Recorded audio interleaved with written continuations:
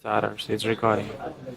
Social starters. Today is my second day officially working with social starters, and I think it's going to be, I know it's going to be a huge success. We have a bunch of really valuable, skilled consultants coming in, and they're going to help individuals who are looking to start businesses and social enterprises launch their social enterprises. It's too much of talking. Lots of disturbance. Give a thumbs up. And Raj is making me eat this, and I don't want to. But he's also taken Give a time thumbs up. to get a SIM card and to get How this entire program turns out to be. I'm expecting a very vibrant, lively group with a lot of interesting conversation, hopefully a lot of inspiration happening so people can effectively design their own social enterprises or something like that. Say, social starters, we rock. Social starters, we rock. Give me one Facilitating change through innovative methods. Your time up. Okay. I hate being on the camera. Social starters. Give me one line. Social starters is great. What are you expecting out of the program? I'm expecting the participants to learn a lot and learn many new methods. Don't talk. Once again, you are expecting? I'm expecting the participants to learn a lot through learning new methodologies and tools that they can apply.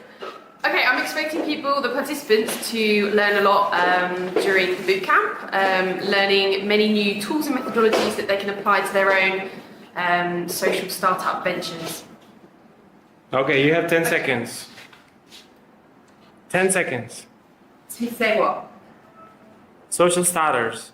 What about it? I was listening to anything that was just Okay. going on. So What are you expecting out of this entire program? by the end of boot camp, everyone should be very familiar with. No, today. The end of entire week is you going too long. Today is an introduction to social entrepreneurship. So it'll be a general overview of what's going on around the world in this field. They'll be introduced to different case studies of different social entrepreneurs doing different things along the spectrum from social activism to commercial social enterprise. And say one line about social starters. Social Starters is a startup school that meets a design challenge that meets international development and volunteering and career change. What are you expecting today? I don't know what I'm expecting today. That's the beauty of it. Okay, one word about social entrepreneurs. One word. Okay, one sentence. Peace and love. Peace and love. Yes. Okay, you can go upstairs if you want. Thank I'm you. gonna get my bag. Yeah. Okay. Can we Huh. I don't know exactly what to expect, but I think it's going to be really, fun and useful to learn something new. And what else? I don't know. And that's it. One word about social entrepreneurs. Change. We can make it happen. Okay.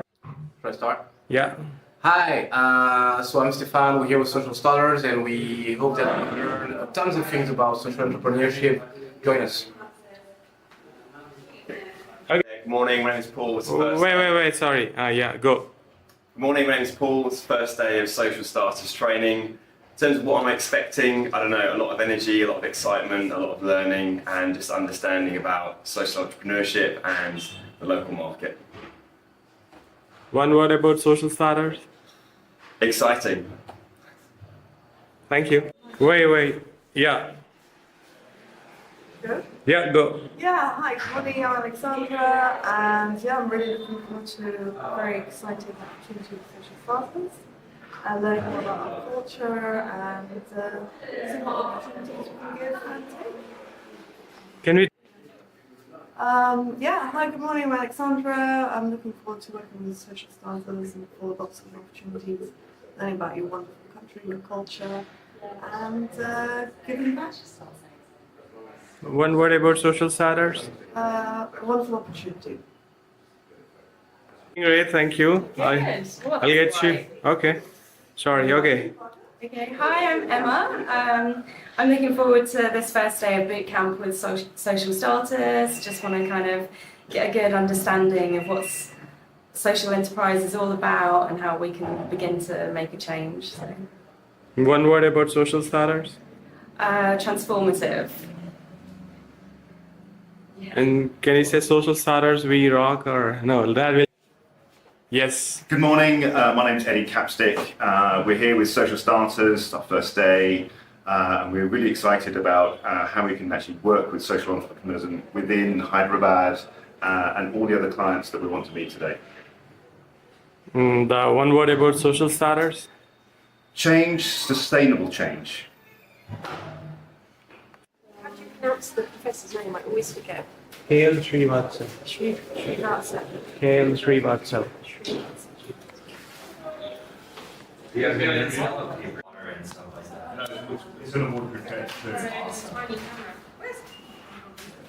That guy's a really good. That guy's a really good story entrepreneur.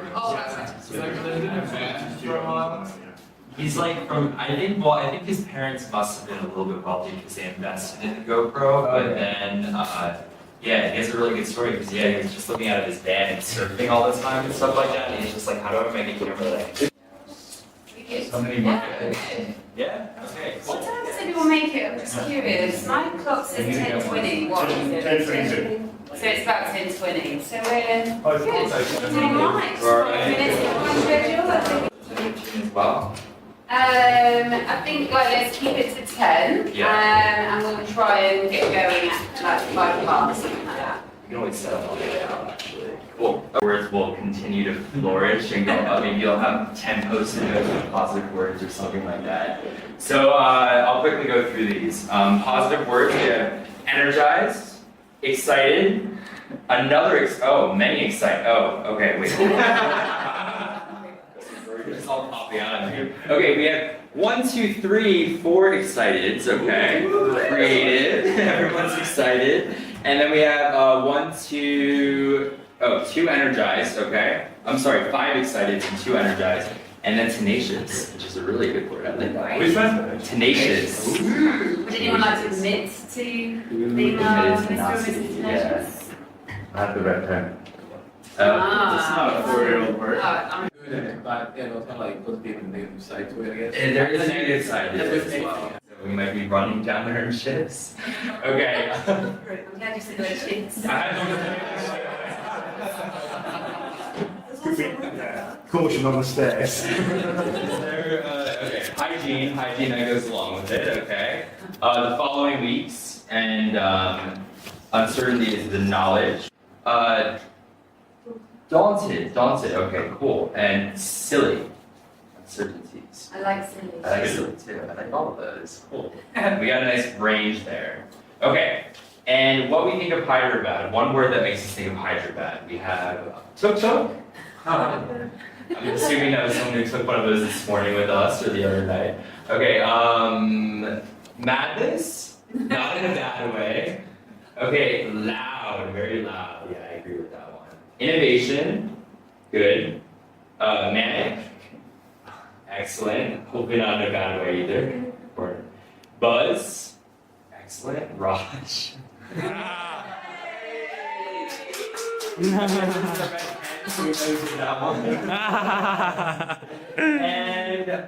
does that say unfavorite? Yeah, unfavorite. Unfavorite, okay. Cool. Unfavorite. Unfavorite. Interesting. Yeah. Dare to expand. What does it mean? No, I think this is huge. Yeah, I'm sure there's really, really out there and creative with this. Timeline starting from? When you were born. When you're out of the refrigerator, when you're out of the giraffe. You can talk about that kiss at 14, key moments that led you to who you are now and potentially being in this room. So we've got some stuff next door if you'd all like to go through and take a big sheet of paper and some crayons and markers and get drawing. First accident. Wait, Emma. They're all coming in here. Yeah.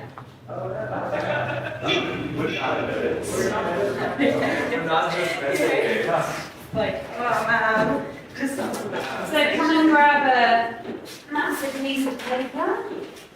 Yeah,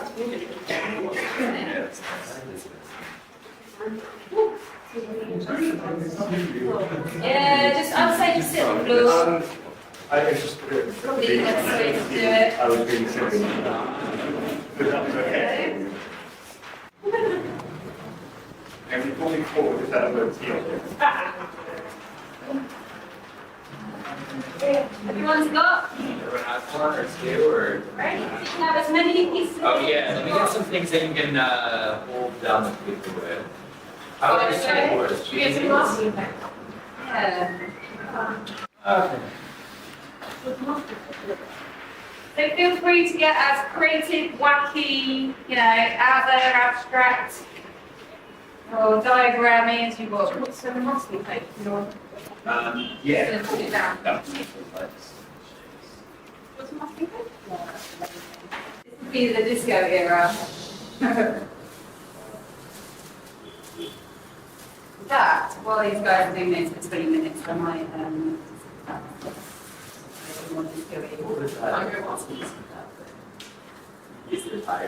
it's like some people might not have to possibly explain it.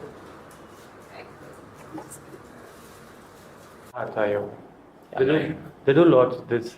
She's an encyclopedia of yoga. Okay. Shall we have a session here, the last day or last but one share? She's a social yoga entrepreneur. session? No, not the yoga. What's a social enterprise? How about we do a session during the week, like next week though? Give me 60 minutes or 1 hour. She'll come down and probably she'll do the session about how she started as an entrepreneur in yoga. What all the difficulties she faced. That would be amazing if she could do that tonight, because we have a very tight schedule today. Yeah, not Tonight, today. as in the evening, Yeah. when we get back. Or She wants to come around in an apartment any other time, like just maybe after boot camp. after boot camp next week. After boot camp. Let's do it after boot camp. She can come down to apartment. Yeah. In the hall. Great. In the hall, she can do it. Maybe when we're at McGarvey's. It's 8 to 10 people, right? Yeah, that would be nice to do, because there's space there. We can just get her to do a little speech while we all have lunch or something. Or we all can go to her yoga school, have a demo class. Yeah, well, I'm gonna check out our studio as well, so I'll probably go meet. No, we both will go on bike. That's okay. Okay, let's go to her studio, see the place, take some pictures. Well, I wanna go to yoga with her. You can, but let her do a demo session for us. I think it's 500. A demo session doesn't cost. Demo session doesn't cost. For you. No. Okay, I'll take the money from her. Yeah. As long as you want, but. Tea biscuits. This much. Shall we get the tea and biscuits? Yeah, that would be great. Yeah. We'll get some. Yeah. I'm still in this too. Pure logic. Okay, so I think we've got about 10 minutes there. Maybe we should give everyone a bit longer. Yeah. I'll set it at 15. Yeah. And I'll use your reference. Okay.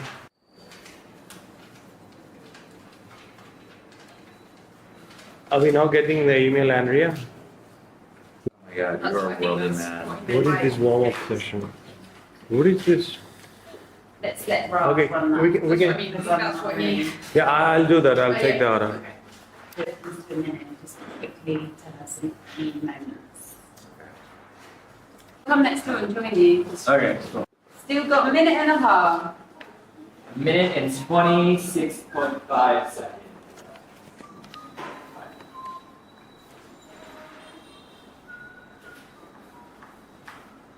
We're gonna go in there actually. We're gonna go in there. Oh, minutes. There's no rush. That's sounding really pressurized.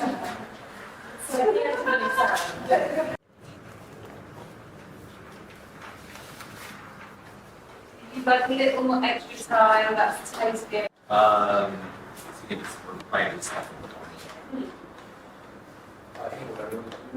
Yep.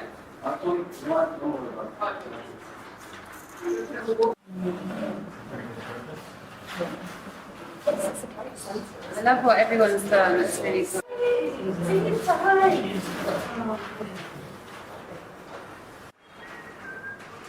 Yeah, like Are these all on there? look at it, it's all blue. And I've put it up on the wall. Oh, yeah. Who's got the masking tape up here?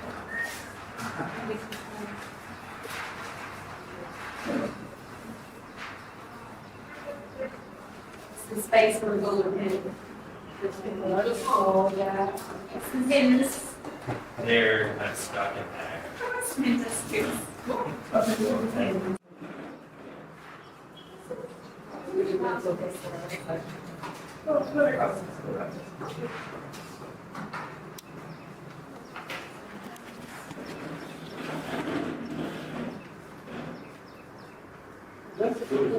What was that taste like?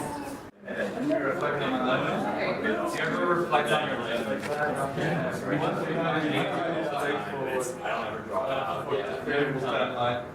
Oh, yeah. Okay, so we're gonna, each person, I know a minute's probably very, very tough to push your life in. The key points in anything that, I don't know, brought you, some of the reasons that brought you here to Social Starters, anything that led up to Social Starters, so. Key points and things that surprised you.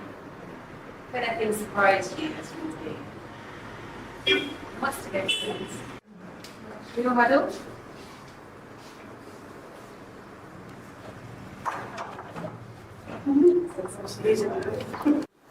And there, and it's kind of like I really like doing that, but can I do that more? Which kind of led on to last year where Nokia got bought by Microsoft, who have pretty much no ethical policies whatsoever. And I kind of thought it's enough, so I asked to have a sabbatical, which they don't find as a list, and then that kind of led on to me finding Social Starters. Amazing. Thank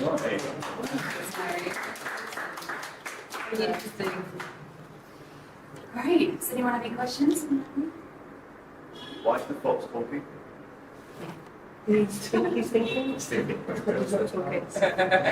You think fox is not talking? Okay. Ask Mary. So, as you can see, mine has the big conveyor belt of life on it, which I was born onto. And yeah, I mean, I guess you can kind of grasp from this that I kind of just went through everything, went to school, university, work, and unlike Mary, I perhaps just didn't start asking all the right questions early enough in life. Kind of, after I finished uni, I went to work for a travel company and started doing an accountancy qualification as well, and then went to work at L'Oreal. And yeah, I felt like I was kind of doing all the right things for what you're supposed to do, but it just wasn't satisfying to me, and it kind of led to me having a bit of a time in my life where I just felt really unhappy and unsatisfied with where I was, and just started questioning what I was doing and how I could make a difference in the world. So I wrote my resignation letter. It wasn't quite as rude as that, but yeah. And then Paul had actually already told me about Escape the City, so I looked on there about 3 days after this moment. And I came across this opportunity and just absolutely jumped at it and thought this is exactly what I'm looking for. Sales things and promotional spending. So, like if they do deals like buy one get one free on shampoo, I work with the retailers on promotions and still confidence. And then I moved into the luxury division, which is like more high-end stuff. I worked across the division at first on kind of shared costs. Working on some big projects, and then I moved on to one brands that they acquired last year, kind of helped with the integration, and that was interesting because I got to work with like marketing teams and merchandising teams and just kind of look at what they're spending money on, what good investments. It was really interesting, like I did enjoy it, yeah, like I say, it just wasn't, you know, you're just making rich, it's hard to get passionate about those kind of products. Thank you. It was a bit multicultural, so I've been living in quite a few places. So I was born in Portugal, 12 key moments, I was born from the UK, Great country, discovered a lot of things about myself as well. 21, my first volunteering experience in Brazil. Worked with street kids, went on my own, I speak the language, so that's fine. Worked with street kids, worked with kids that had cancer, and also in the centre with blind people. So I would read to them in Portuguese, and then they would type in Braille.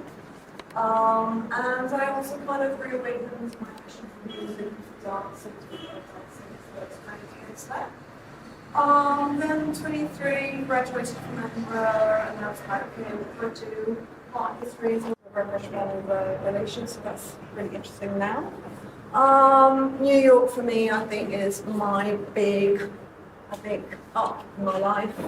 Amazing experience. I was also there for 9/11, so obviously that's quite a key event. I really felt an awakening in myself in New York. Up till then, I was very European, and the world was just Europe. New York is for me a real microcosm of the planet. You really feel that everything's happening there. It's so condensed, it's so intense. You've got the UN there, obviously, again, 9/11 happening. I really felt that I was living history. I became a lot more politically aware, and developed. Created me. Basically don't really remember these years until elementary school, or middle school, standard stuff in New York, in the suburbs. Really typical American life, especially my high school. I went to one of the most typical American high school that you can imagine, football team, lockers, and there's, I put down pictures, just did a ton of extracurriculars, so many things, pressure to get grades, to get into the right college, so I was able, to do sports. I was able, to play music, the viola, and then here the military, and there I volunteer a lot in New Orleans. It's a very important part of my life. My mom actually created an NGO. I was always with her, helping her out. I was on the board, and we always set up these trips to go to New Orleans. And it was just a very interesting way to work. Definitely a different mentality, totally opened my mind. From there I went to Montreal, to McGill University. It was a ton of fun. It's super cold in Montreal. And from there, just a lot of studying. I played a lot of soccer. This was my attempt of me, displaying myself in a call center. So I was just working part-time, trying to get donations for the school. So yeah, McGill was fun. Then from there, I went to Madrid for 6 months. Just worked as an analyst for a strategy team at a multinational.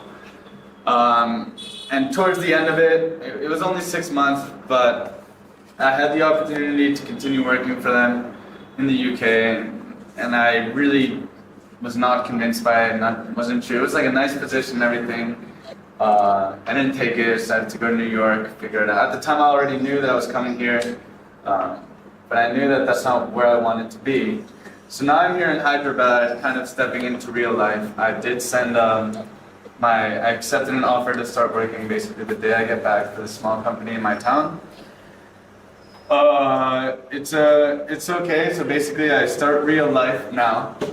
So I put down a few words of what I feel. So I feel like I have a lot of freedom, what I want to do. I feel like the world's open to me, but at the same time, there's a ton of pressure that I'm feeling. So compared to what my friends are doing, should I be doing this? Should I be doing that? So there's a lot of uncertainty, a lot of things I need to think about.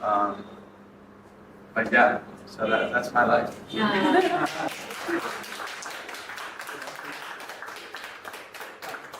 That as much support that we all can provide to you in terms of trying, helping you figuring out next steps, or if you have any questions, be open and come to us.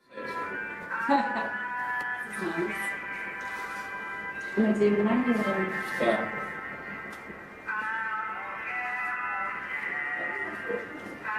He also was known for having decided that his house would be a country, so that was interesting.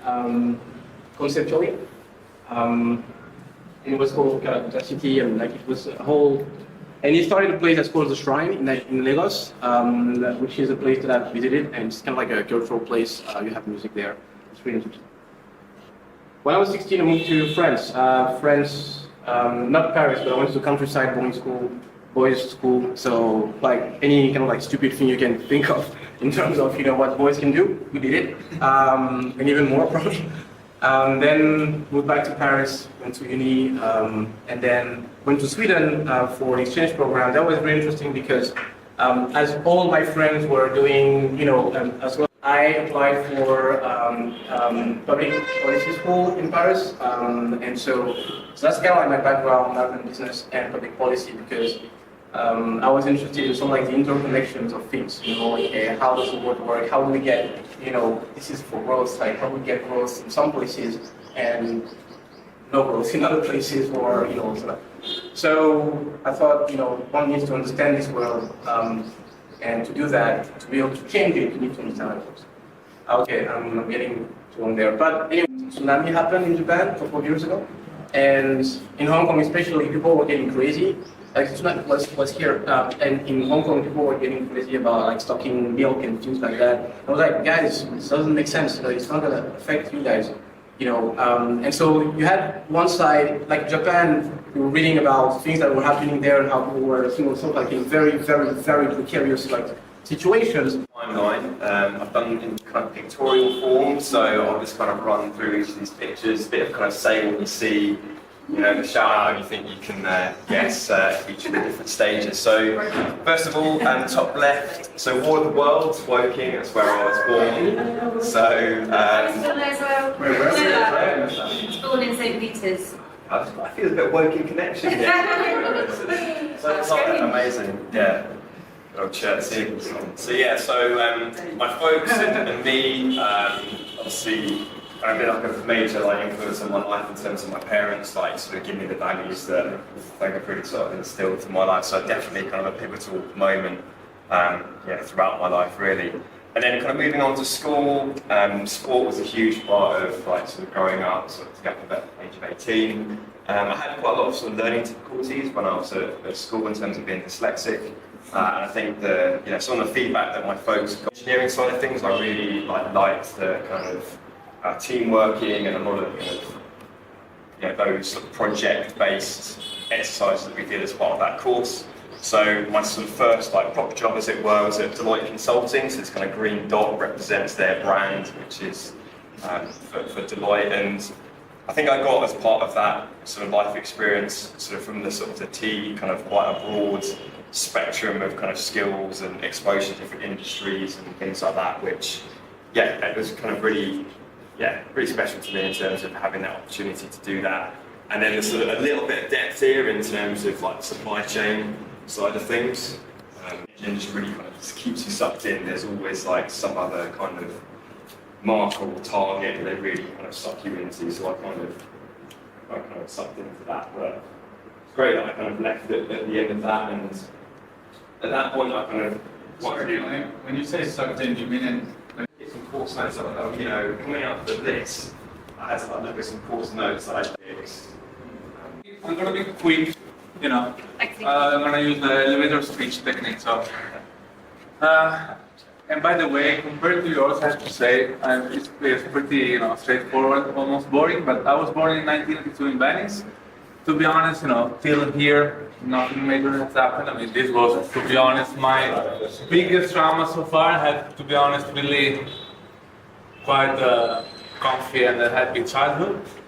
But, I always have this unrest, inside that I would like, to see more and to discover more. So, actually I was very happy when I was 18, so because then I had my first trip to Greece, that I liked very much. It was on the deck, we went from Venice till to Greece on the deck of the Sal, basically, and it was very fun.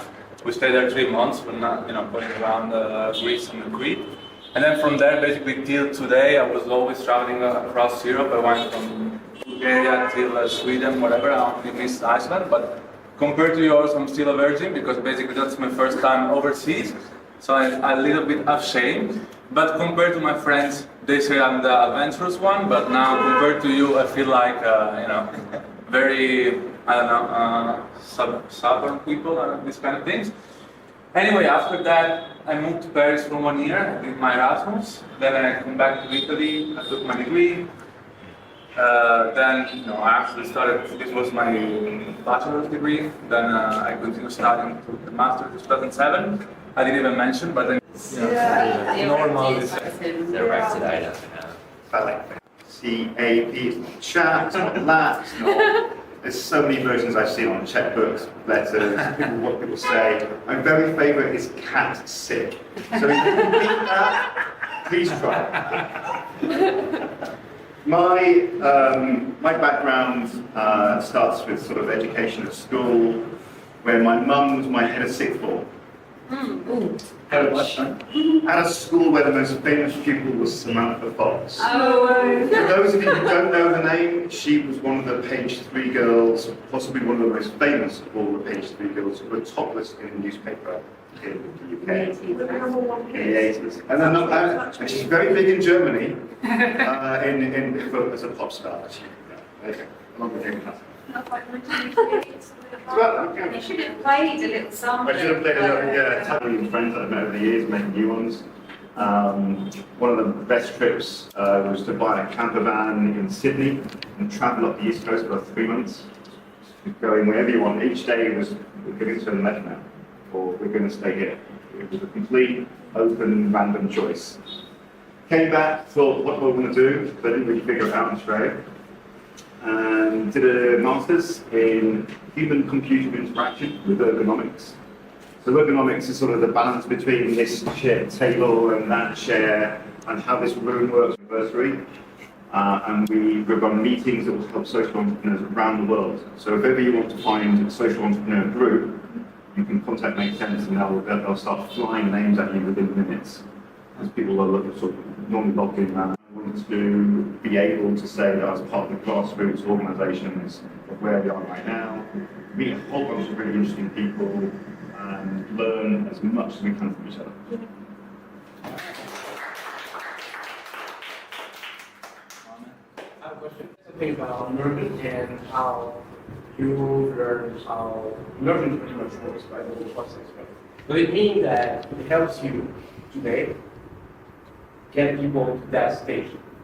My question is, when you design a game, right? Yeah. That's what we want from customers, the client, people who buy the game. We want them to be completely immersed in the whole thing by providing a sort of like storyline and tool, by providing a whole host of tools. Right. So, so do you know how to do that? Like, are there some tricks that basically EA games and whatever use to really have us immersed, like games like, I don't know, GTA, Grand Theft Auto. Yeah, I know the steps it takes. The NFS, Need for Speed. So there's 3 main steps, right? The first step is engagement, where you allow people to sort of get to grips with the storyline and the controls. I'm talking about like game again, right? Back to That's what I know as well. Yeah. Let's go back. So can I park this conversation for another time? Is that right? Can we move on to the next task? If that's just finished up. No, that's good. Great. That's good. Cool. Perfect. In a way that we get very consistently between. Yes, definitely. In a lot of sessions where you'll have to work in groups to kind of feedback and facilitate. Definitely. To be provided with skills, learning and knowledge to be able to work with the clients and drive forward change. Yes, definitely. And we'll also run through, we'll do a half-day session next Monday around consultancy. Specifically run through the needs of each of the clients. Learning more about social entrepreneurship, yes, definitely.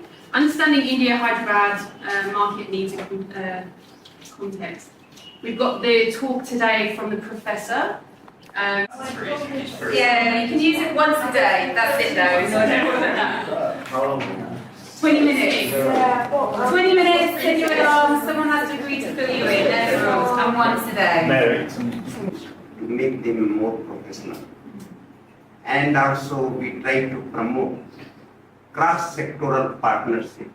There are social change agents in business, there are NGOs, there are... You, so then Alex and Eddie. If Eddie works in this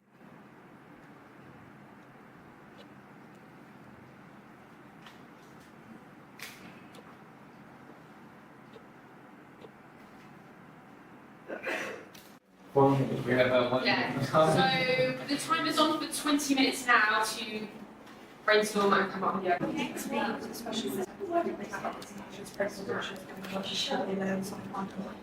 Through that. So on the social side, and then obviously we need to try and see maybe it's cooking, cookbooks for women. Yeah. We need to change from the bottom. Participation. We need to go from the bottom. Yes, and that's.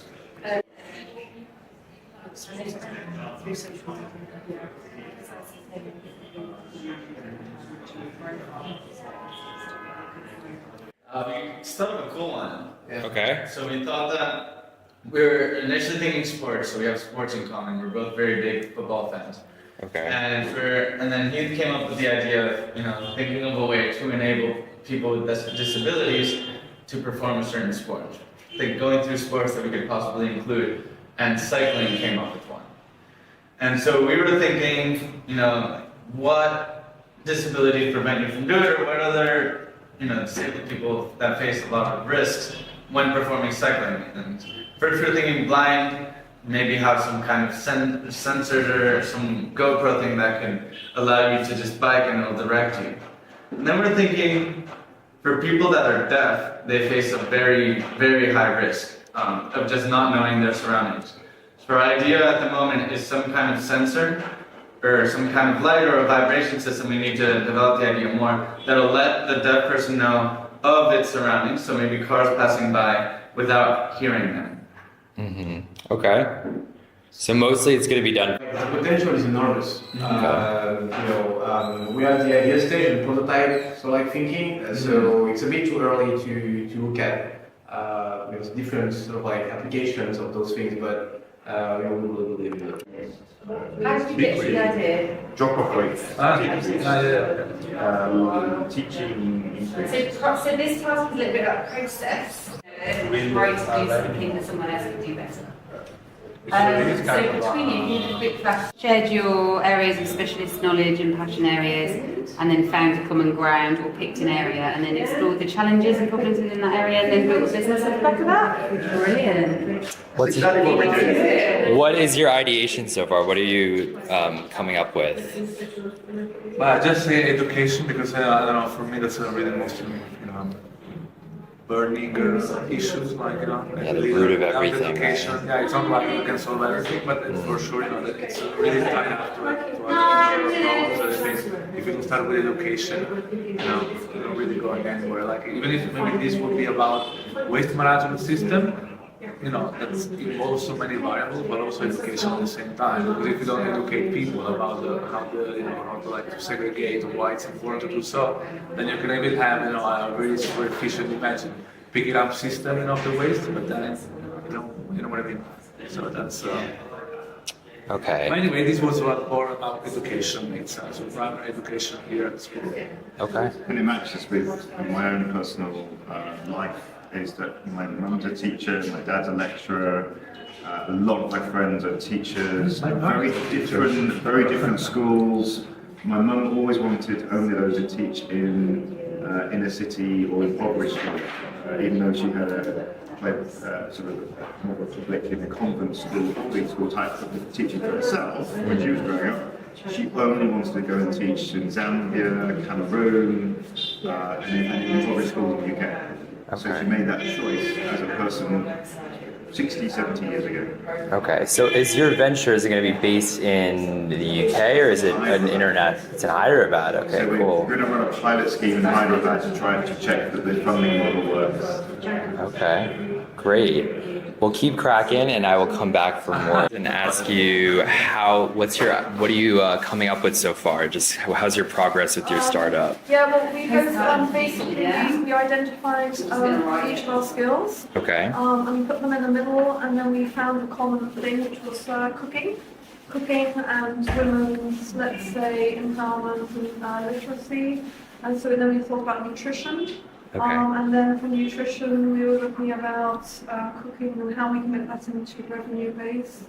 So we're thinking about some sort of Master Chef program media thing, possibly about getting Jamie Oliver going to rural India. I don't know, we're in the process of... Okay, I'm sorry. Keep going with it. Yeah. It's okay. Raj, can you put the main light on? I don't need Oh, lighting. sure. Okay, Laura.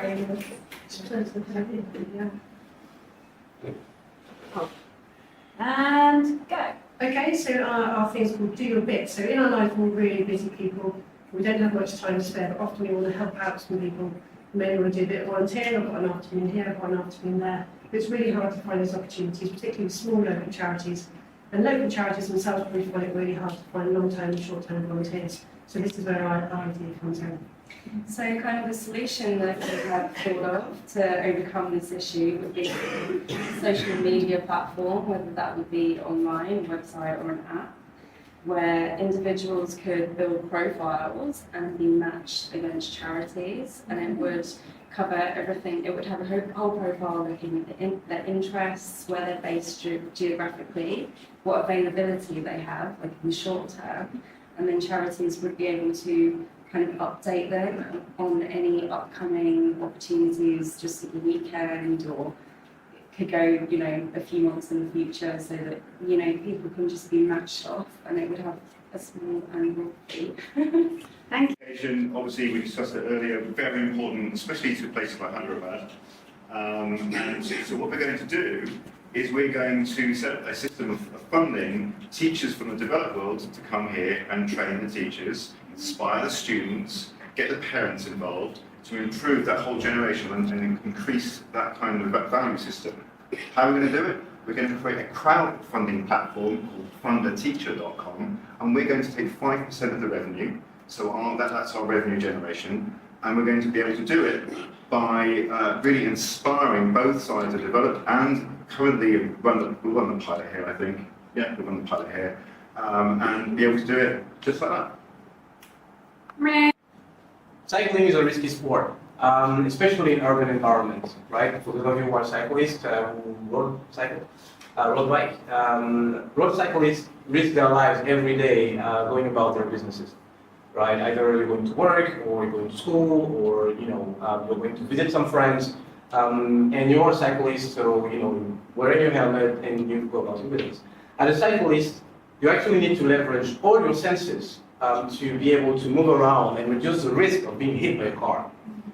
For deaf people, though, the risk is even higher, given that they actually lack one of their senses, one that is quite essential to cycling, and it is the ability to hear obstacles and incoming vehicles.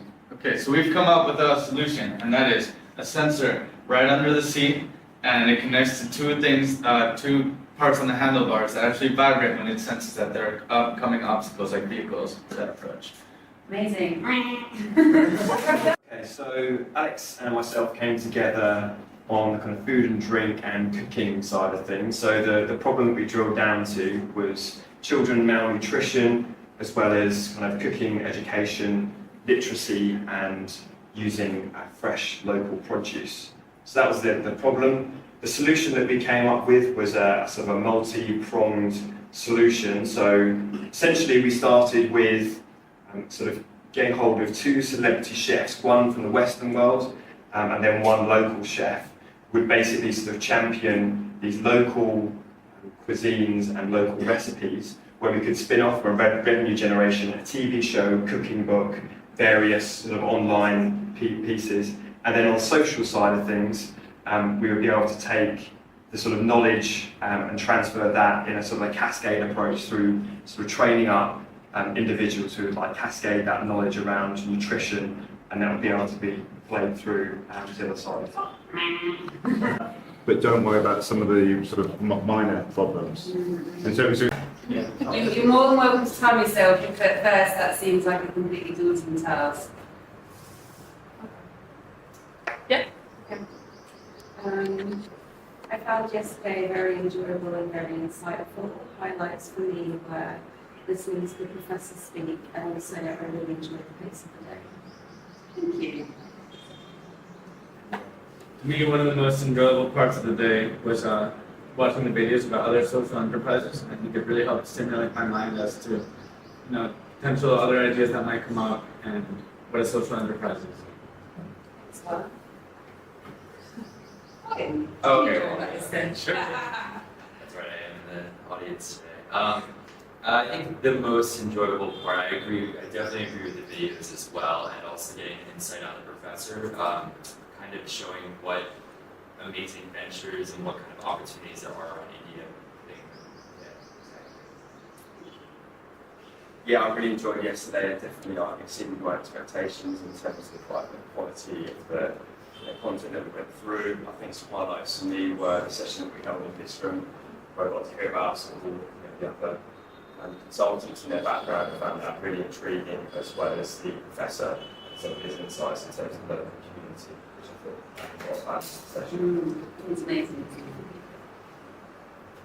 And yeah, so it's really good. It linked into lots of things we're doing with permaculture course, riding on permaculture course. So there's lots of brain that's going on ahead. And so yeah, I really enjoyed the timelines and really thinking about where.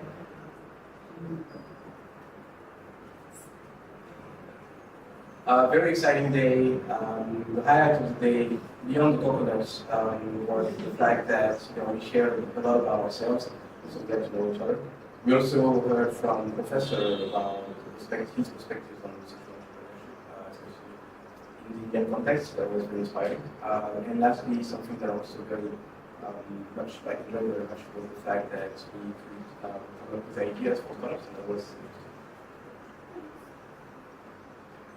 Matching quite a lot of what we said, the videos really set the scene for how you describe a social enterprise. And I still think that push will continue. The professor was great, he's got a lovely charm about him. And the business plans, I think really, such a speed business plan, really helped people go, okay, we can do it really quickly. And I think that speed was really key.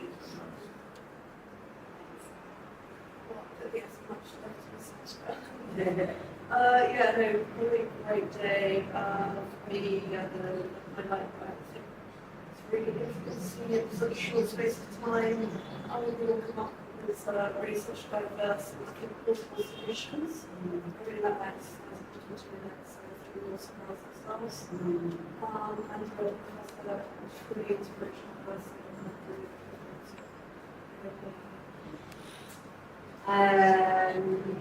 I really enjoyed yesterday. I think the highlight for me was definitely getting to know you all through the life map. I thought that was a great tool for you to share your stories and your journeys towards, finally being here in India. And I've loved seeing how creative you are and innovative. I'm really excited about it. I would say the same actually. It was really, it was just great to get to know you more, and I was actually thinking after the day finished about it's just amazing the journey everyone has come on to be here, and yeah, you all have such interesting backgrounds and have done such interesting things. So yeah, it's great to get to know you. Less than 10 seconds, videos sharing our backgrounds and interactive task. We went in for the 2 second there. Lucas sitting this down now. I'm going to get 2 seconds tomorrow morning. Okay, right. We'll crack on then. So, my computer. We're going to be doing a bit of self-awareness this morning. So, I'm a massive fan of getting to know yourself and. Very interesting. What about reading Sunday papers? Taking some time out just to read papers or a magazine? Interesting. What about going for a run or taking the dog for a walk? Stay sat down for now, and then we'll just see how we'll keep going until everyone's sat down or not, as the case might be. Didn't work. I ended up with 2 Yorkshire pudding type things. It really didn't work.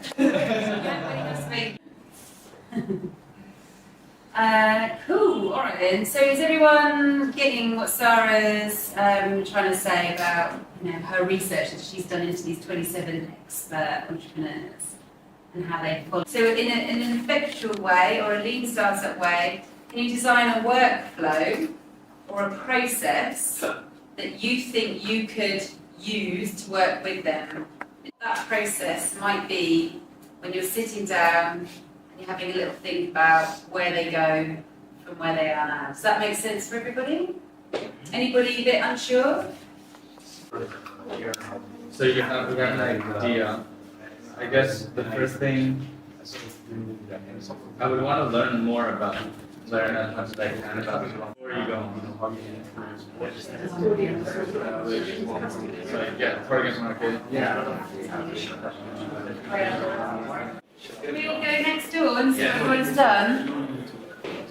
Maria, please do all your. Stefan, you've missed out on the task. Oh, I see that.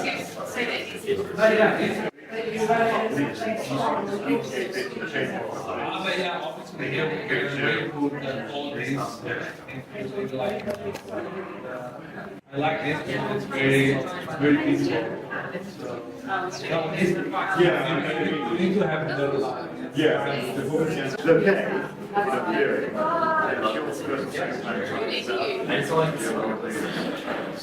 It's pretty big. So Anna, I remember talking to Ryan that the Wi-Fi guy is coming soon to sort us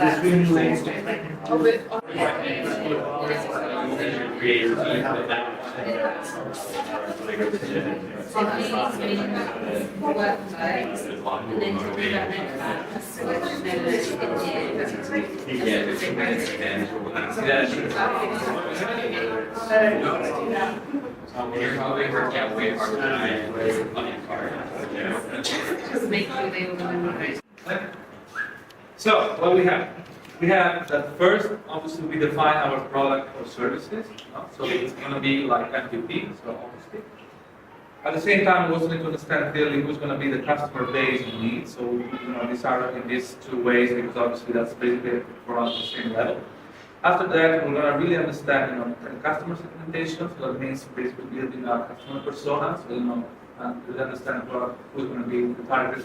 The customers are going to target it to, and basically builds a clear background. So yeah, we talked about sort of like kind of individual kind of like targets, so like 2 or 3 kind of individuals that we can really detail out what those sort of characteristics are. Yeah.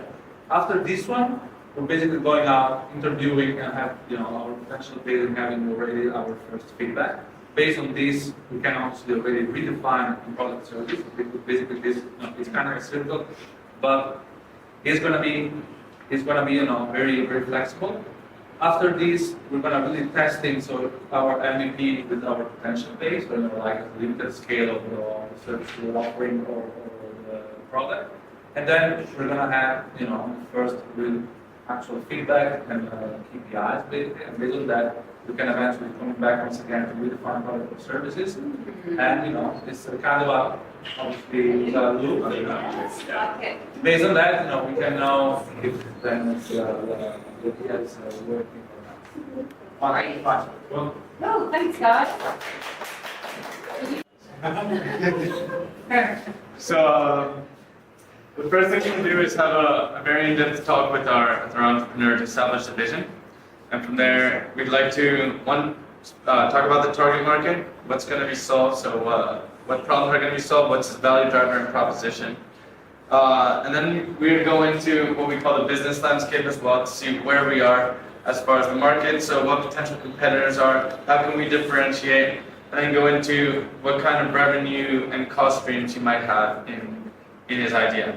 Then the next thing would be the customer persona. So we would establish who would be the one ideal customer, who is the one perfect guy that if you could sell 1,000 or 1,000,000 of them to, he would be the person that would exactly represent our target market.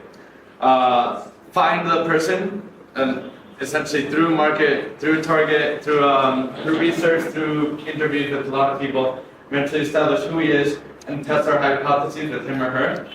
And also establish if there is a need for it, and would he pay for it? Also establish his behavior and not ask him, would you buy this? But just ask, okay, in the past, what have you done? In the past, had things like these interest you.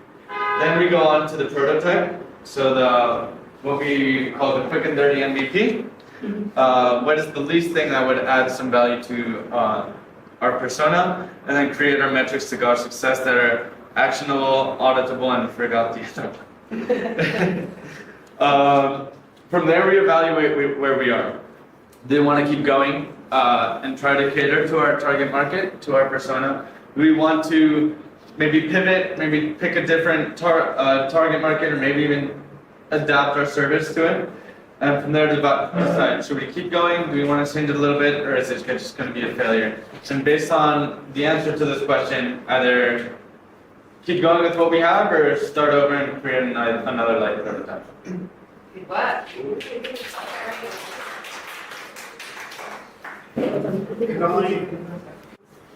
Yeah. We kind of approached this in a different way. It's much more about, we kind of saw it as the first kind of meeting with the client and what kind of questions we would ask. So we'll talk through those. Yeah, so we're concentrating a bit on like ground development and putting things into perspective and criteria. Our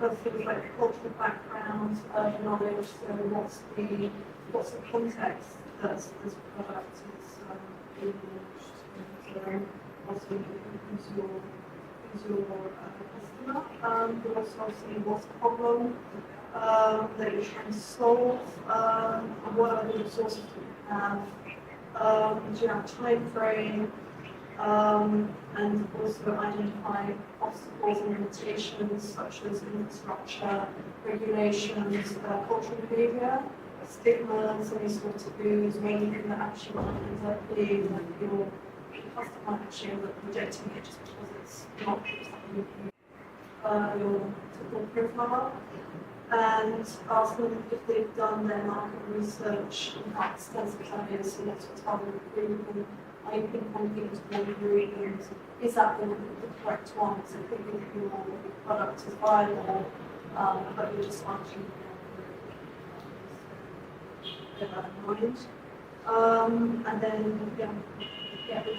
and then once we Have established entry using background data, then going, is this product or service really genuinely useful for you, and asking them, to give an example of the context within their day-to-day life that they would actually use it, so from there adjust or pivot the products to be useful. That's actually a really possible. Great. Good work. It's a good start. So there's loads of time to develop these and try it different ways as well. So.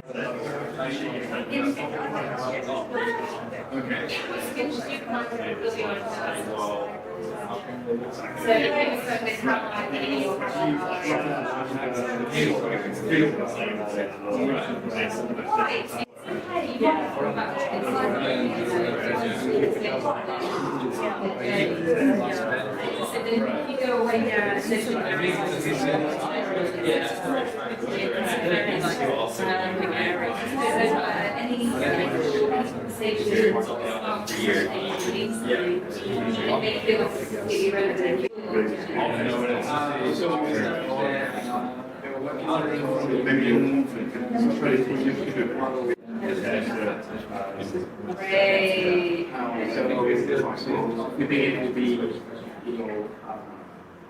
how they will do that how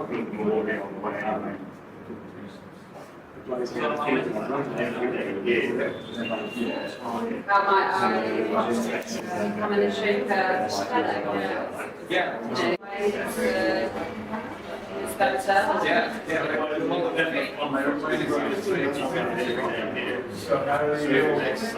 Recently someone told me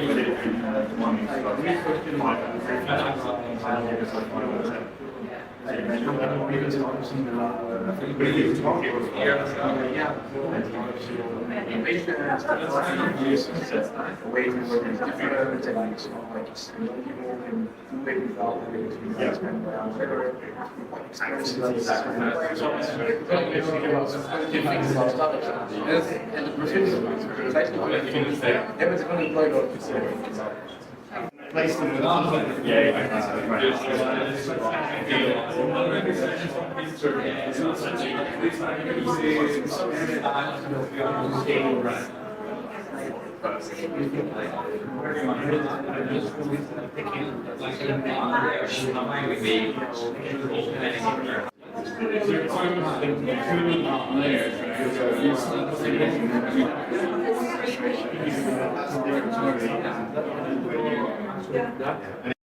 Honest about your strengths, be really upfront and try to write your strengths down. And then weaknesses on the other side, that's sometimes the easier one to write about. So, for example, one of my weaknesses, off the top of my head, I'm not the best at answering emails all the time. So that's something mostly related to, I see it more as like external factors coming in. So what kind of things might you want to do for your future career? What volunteering, interning opportunities might you have? What kind of Yeah, maybe. It smiles.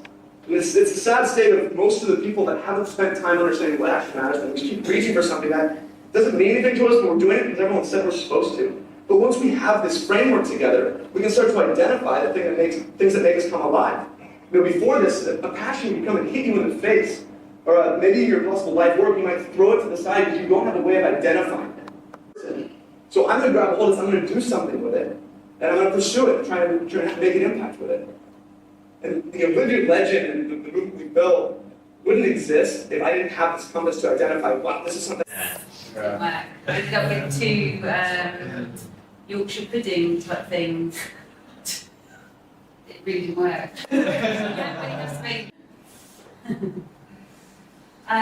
Cool, alright then. So is everyone getting what Sarah's trying to say about her research that she's done into these 27 expert entrepreneurs and how they follow? So in an effectual way or a lean startup way, can you design a workflow or a process that you think you could use to work with them?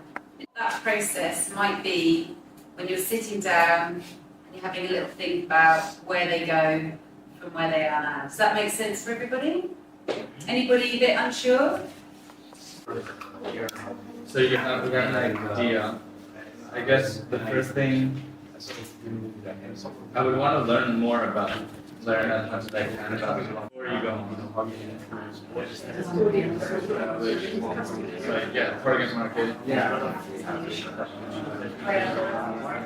We will go next door and see what everyone's done.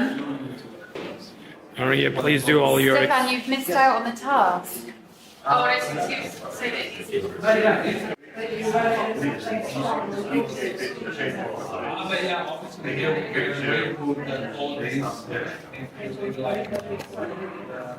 I like this because it's very peaceful. Yeah, you need to have the light. Yeah, the book is okay. I just like this. was pretty Collective. Okay, fine. So Anna, I remember talking to Ryan that the Wi-Fi guy is coming at 6 to sort us out.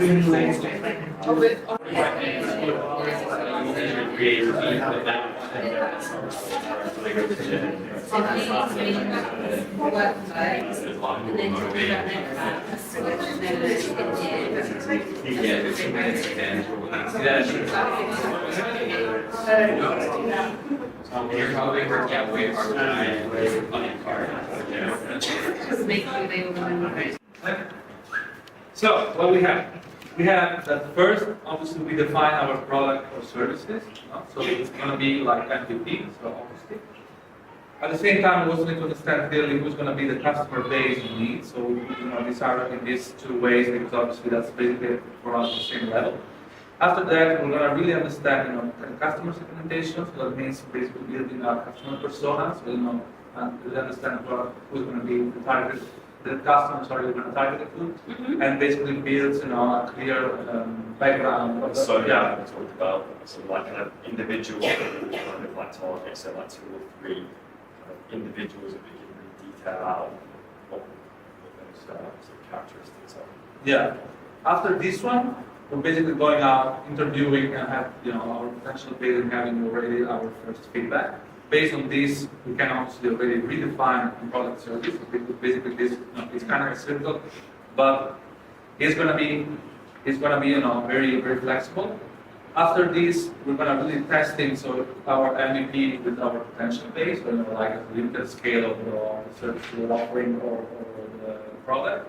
And then we're gonna have, first real actual feedback and KPIs basically, and based on that, we can eventually come back once again to redefine product or services.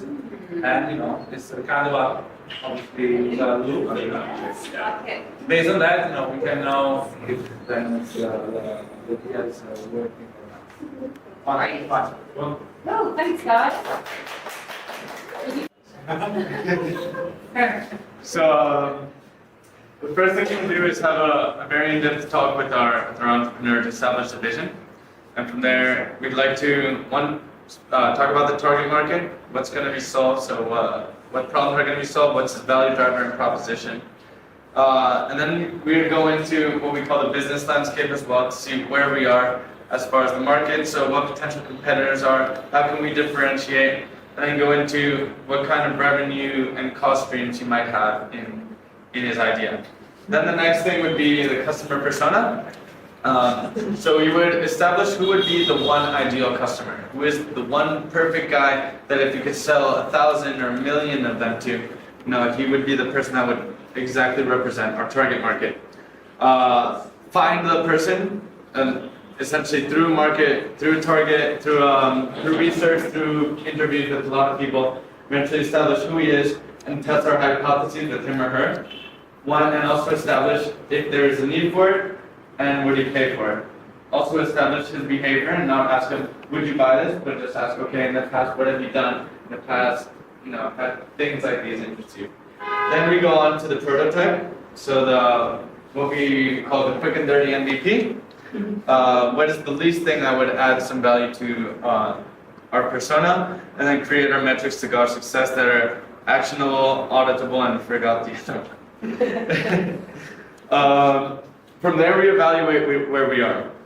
Do we want to keep going and try to cater to our target market, to our persona? Do we want to maybe pivot, maybe pick a different target market, or maybe even adapt our service to it?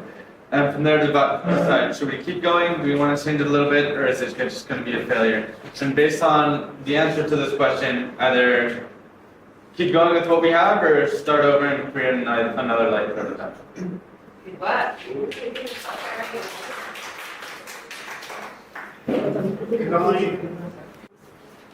Yeah. We kind of approach this in a different way. It's much more about, we kind of saw it as the first kind of meeting with the client and what kind of questions we would ask. So, we'll talk through that. Yeah, so we're concentrating a bit on like roundabout and putting things into perspective and criteria. Our first thing is like cultural background, knowledge. So what's the context that this product is being launched? Also, who's your customer? But also seeing what's the problem that you're trying to solve. What are the resources that you have? Do you have a time frame? And also identify obstacles and limitations such as infrastructure, regulations, cultural behaviour, stigmas, any sort of taboos, or anything that actually might end up being that your customer actually end up rejecting it just because it's not something your typical profile. And ask them if they've done their market research and how extensive that is, so what's the target group, are you pinpointing to one group, and is that the correct one? So thinking if your product is viable, but you're just launching get that in mind. And then once we I've established entry using background data and then going, is this product or service really genuinely useful for you, and asking them, to give an example of the context within their day-to-day life that they would actually use this, and from there adjust or pivot the products to be really useful. That's actually a really surprising. Great. Good work. It's a good start. So there's loads of time to develop these. and try it different ways as well. So.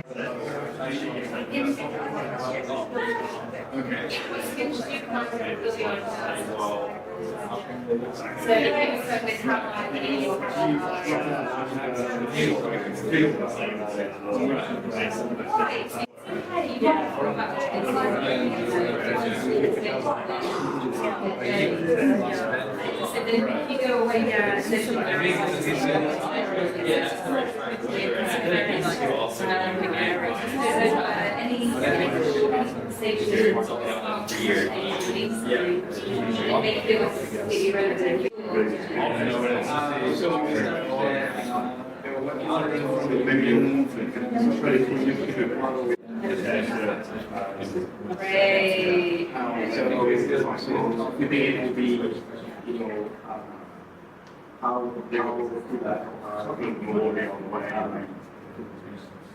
Come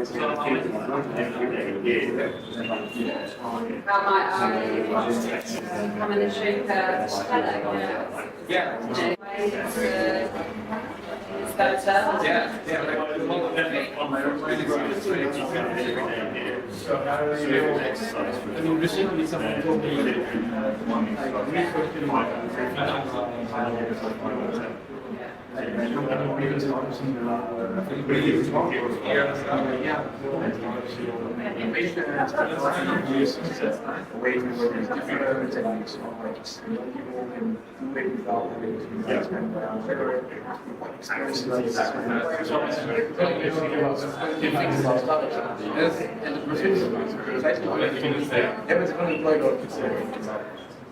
Place them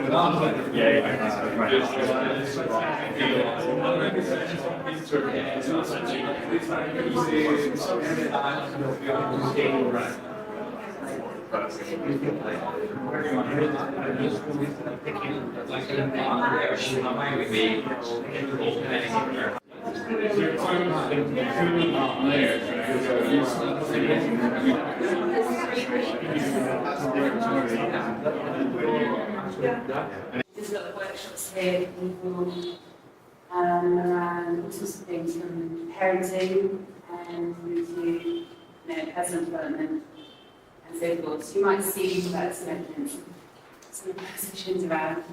She has a range of different workshops though, so do have a look and see what she does here, because it might be something that's of interest. I know she's really into it, but she's an amazing Reiki master as well, so if you want some energy healing. But also like the introduction, the concept and the video as well. And obviously.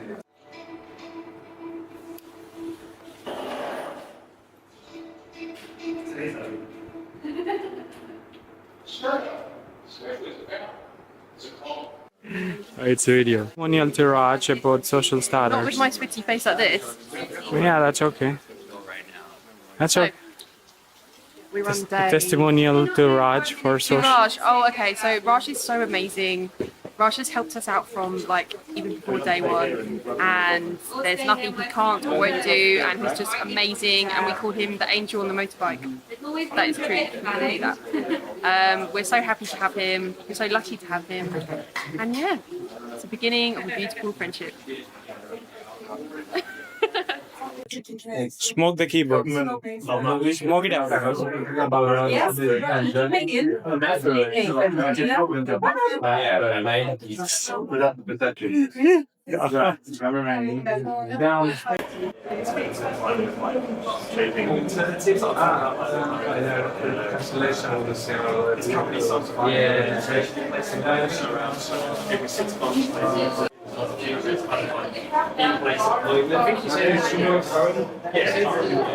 She said in the rickshaws that's making much extra feature, not in the taxi. She said she wanted to take a rickshaw by herself. ఇట్లా పట్టుకో Zoom in Zoom out 5 minutes is also fine. Sure. Record.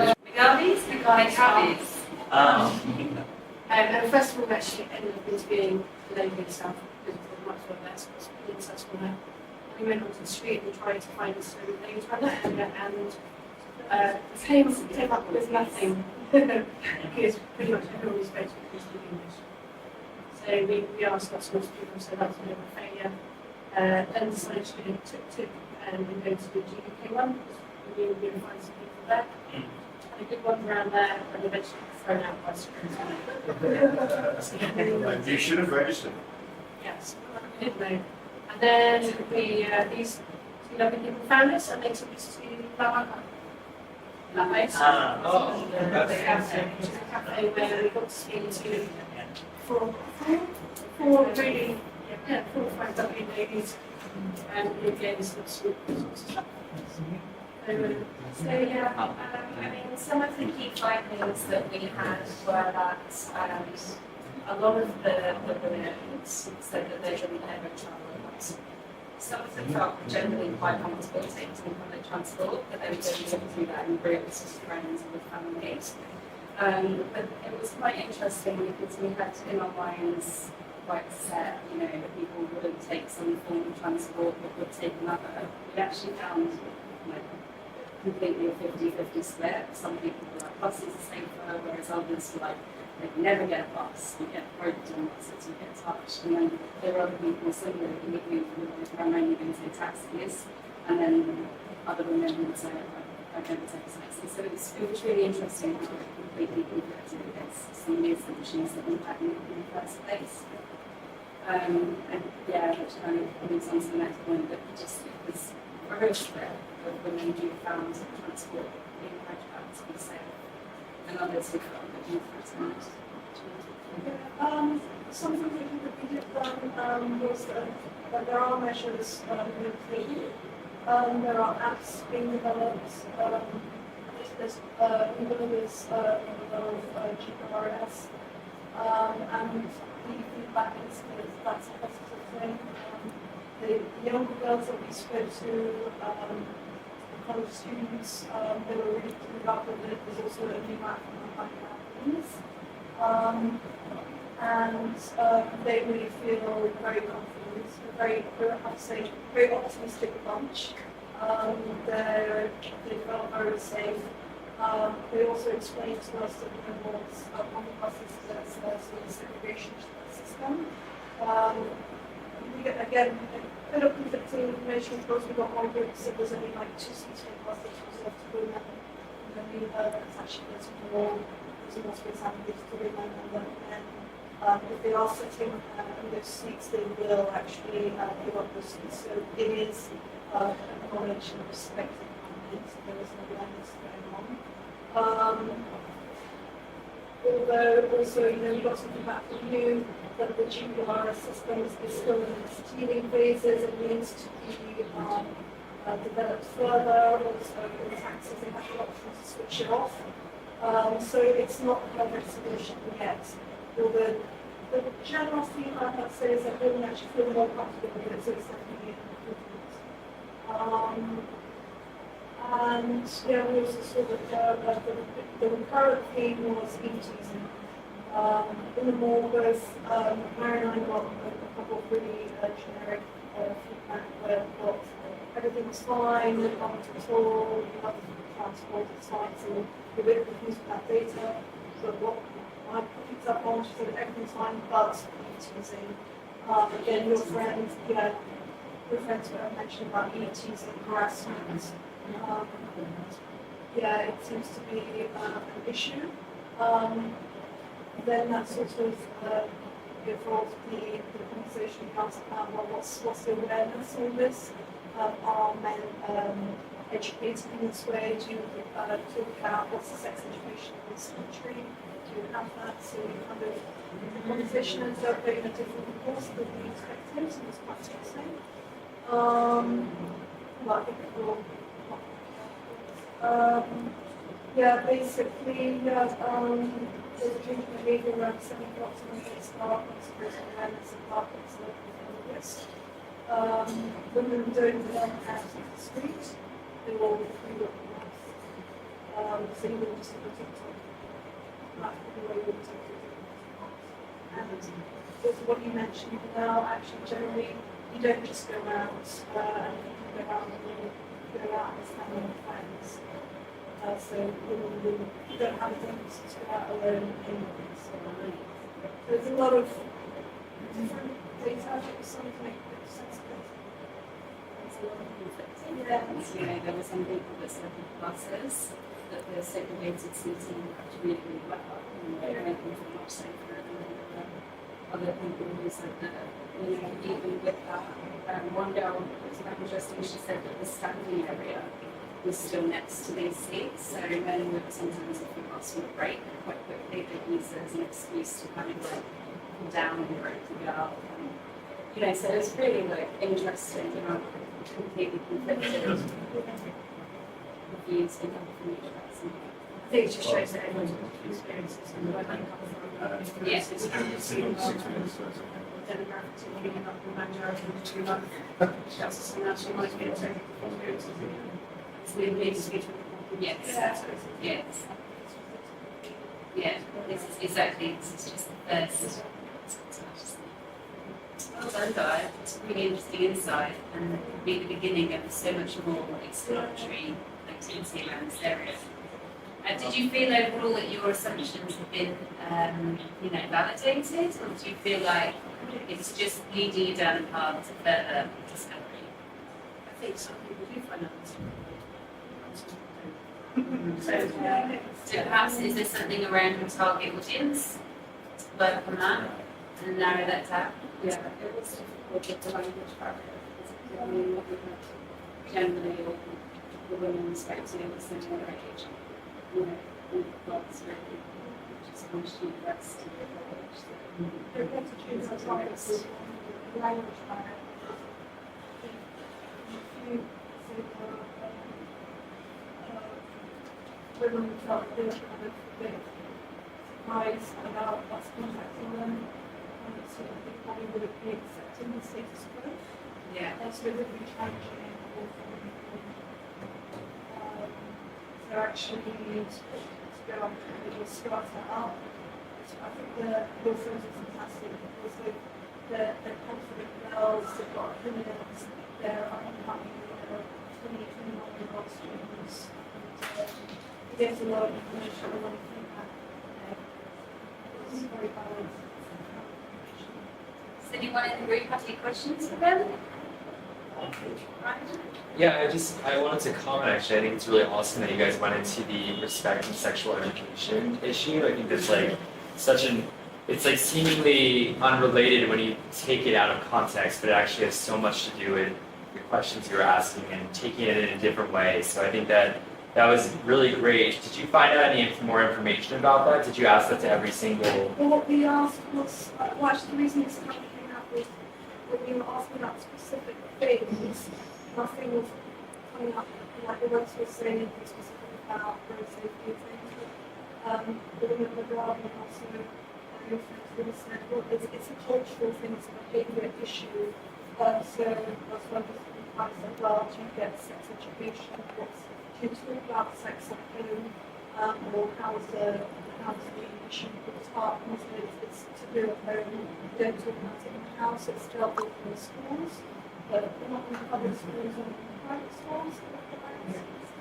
And the interior it tends to be, I think, segregated, so the girls have another day and the guys have another. So we were talking to the friends who had 4 or 5 girls and 1 guy.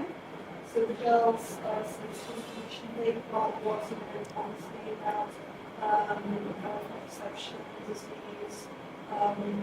But obviously, this is really a male issue, so we asked the solitary male what his experience was with sex education and whether the issue of consensual sex and respect was discussed. He said no. So that actually was really good civil rights issue. So we've got time for one more question. I was just going to ask, I don't know if you spoke to enough women, but I was wondering if you were able to see any differences in characters between those that felt safe and those that felt unsafe traveling at night. So the target is like group is specific, the location is specific, the issue is around public transport systems. So that's the cars, private cars, it's very specific. And so those are the questions that we're sort of like testing and asking our audience. Just to give a bit of background, we started at Megami, and so we also asked some questions to Mega actually when we tested some of the hypotheses that we had. Those hypotheses were around cost, time, reliability, safety, and security. And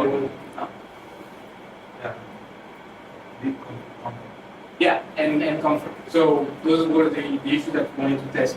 Sort of like see what's the most like challenge and so on with the transport one here. We try to not project our own perceptions because I come from Nairobi. There traffic is crazy. Here actually it looks smoother, but if you live in Amsterdam, you know what I mean? It's more complicated here. So we try to remove ourselves from the issue and really, go out there and ask people about this problem. So we went straight to GBK, got into tuk-tuk, I went to GBK, and I won't go too much into detail of what happened in terms of our interactions with security guards over there. But something that is interesting is that it seems to us that it's actually good to ask permission first to whatever, the authorities, and then go about your business. And we did the other way around. But once we were made aware of that, we apologized and we spent some time asking questions as well. So it was very inspirational in that sense and insightful as well.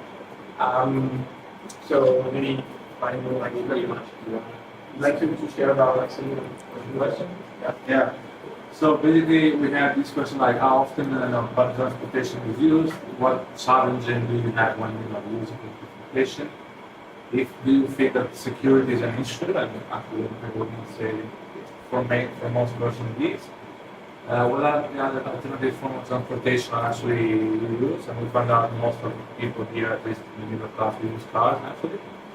And what do you think can be improved in public transportation? And finally, also, we were asking how important is close security, comfort, availability, and time when it comes to public transportation. And because we found people that were, someone was also living abroad, we also asked, what is maybe the comparison that you have, between, for example, UK or Singapore, the experience that people have. So basically, that was our, most important question, and we can start with the people we interviewed. Yeah, so this, starting with B, I guess, at the GBK, it was really interesting to kind of look at the people that we were interviewing, especially this one, because this was a male and a female, 23 years old. Well, we don't know the female's age, but immediately the male spoke up. So it kind of and he spoke the entire time, the woman saying nothing. So it's kind of interesting showing that. I don't know if that happens in every situation. We've only had one of those situations where it was a male and a female, but it was just interesting seeing the dynamic there where the woman just stayed completely silent. I'm not saying that's in every situation, but anyway, going back to the actual thing, security, they have their own car, they don't take public transportation because one of the reasons why the security is really, really bad. The price is good, okay, but comfort and time and reliability is just okay. There's lots of room for improvement. So then we moved on to, we didn't really get so much out of these girls. They were a little bit shy, but they also mentioned that safety was very, very important. And second most was time. They just moved into Hyderabad though, so it was we're kind of just experiencing it. They haven't even taken any kind of public transport yet, I think. Now these girls were very, very interesting. They spoke to us for a while about their concerns and their parts of public transportation that they liked and didn't like. They mentioned that they're university students outside of Hyderabad, so kind of around the perimeter. And every day they have to, if they want to come to the city, they have to take a long bus ride. But they did mention the separation between the buses and that it actually provides a very safe environment, women in the front, men in the back. And they mentioned also that they often sometimes have a female driver as well. So that kind of provides a little bit of coolness to the situation. But they mentioned that the buses are a little bit overcrowded and they're also not reliable. Whereas other forms of transport like cars and rickshaws, there's a little bit more of a safety issue. They also mentioned the rickshaw drivers can sometimes be abusive in a sense. They abuse their powers, or I guess they take that as they might assault sometimes. Okay. And they look forward to the new metro being installed at the end of May, I believe. And they said that that might become a viable more use form of transportation. Finally, before we got kicked out of the GBK, we met with this woman and her daughter, and she's actually a UK-based Indian who's been here for 2 months. And what was really interesting about her is that her family, since the last time she was in Hyderabad was 7 years ago, and since then her family is just like, told her Hyderabad has become so much less of a safe city. There's so much, you have to be really, really careful with taking these vehicles. So 7 years ago, while she might have been fine taking this public transportation, she completely avoids it now. She will take an auto rickshaw during the day, but if it's starting to get dark, she'll immediately go home and she will not travel past dark. So she was very adamant on that issue. And she also mentioned that she would never take the bus because of the comfort and also the security of that.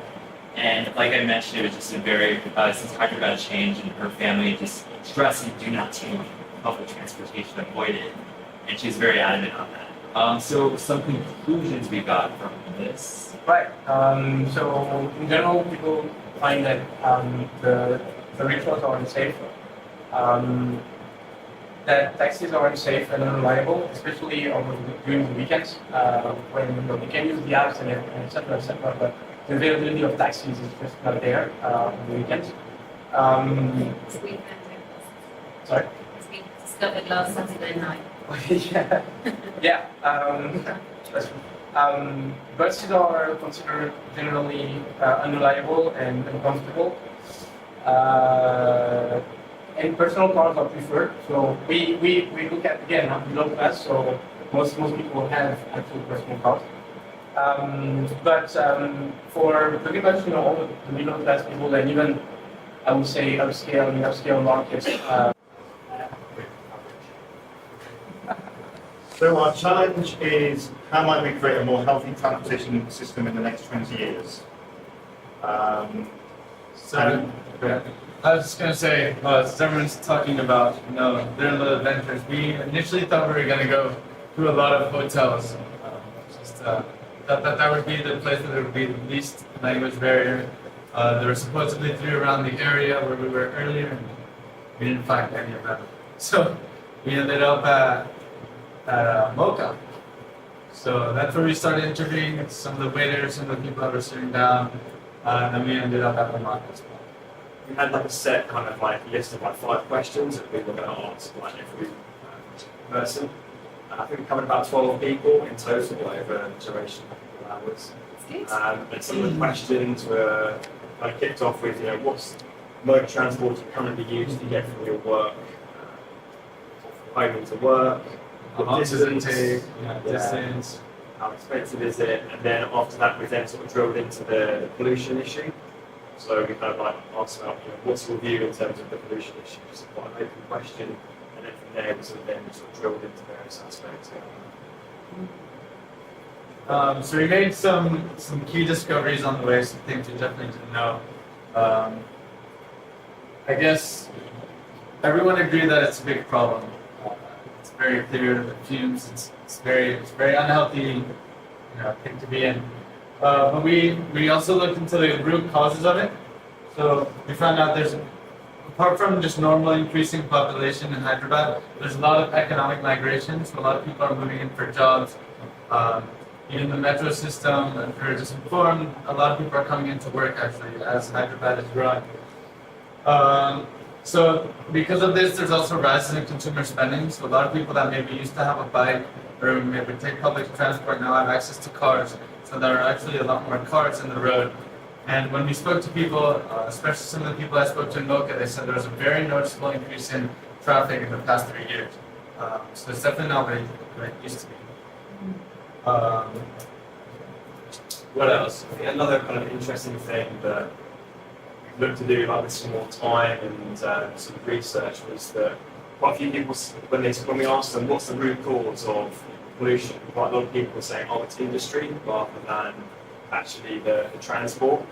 And it was really kind of 50-50 in terms of what whether it was industry or transport. But that's definitely something we'll sort of follow up in a bit more detail. One of the people we spoke to was a newly qualified doctor. And although he couldn't give us statistics, he definitely said that health issues, respiratory issues were on the increase. And someone else mentioned skin problems, not just asthma, but there's a whole host of different health problems that pollution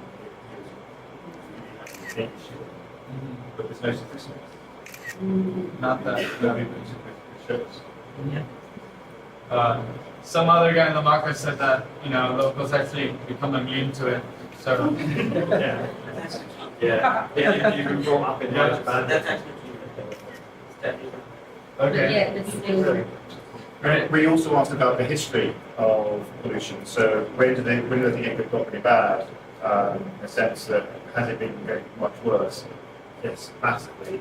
And one guy said he's only been wearing a face mask now on his bike for about 4 years. But previously he didn't. And he also had a car. And when the metro comes in, like two of the others, they will sell their car and use the metro. So even in Banjara Hills, will sell their vehicles and move to the metro. And that's a massive change. They'll move houses. No, yeah, they won't move houses. They'll stay where they are. Families will sell the car, use metro instead. And so that. And pardon? And two people say that. Yeah. And actually, at least I didn't even know about the metro system that is being built and will be in place this year. So that was definitely probably my biggest discovery of the day. I think also another one in terms of the magnitude of the issue. One of the guys that we spoke to actually about more face mask being on the bus. Yeah, one of the really waiters. really thought that actually that people do that if they're on the bike, but you were spending like at least an hour and a half on the bus each day, so wearing that face mask we felt has some benefit, but I really wasn't expecting that as a solution. Buses generally don't have glass in the windows. Buses often don't have glass in the windows. Yeah, okay. So you're just exposed. Yeah, just have some access. Okay. Another big issue was that a lot of the vehicles that cause the most pollution are the old vehicles, ones that are much less efficient. A lot of them are actually like things like water tankers, so they carry a lot, they consume a lot, and they create the most fumes. So that's another big cause for pollution as well. And there was a split in people's understanding of where the pollution is coming from, whether it was transport or whether it was industry. There was a real divide as to which was which. And so I guess one of the things we would do next is to try and look into where. I never thought of it. I mean, it was somebody in somebody's English class, wasn't it? Just,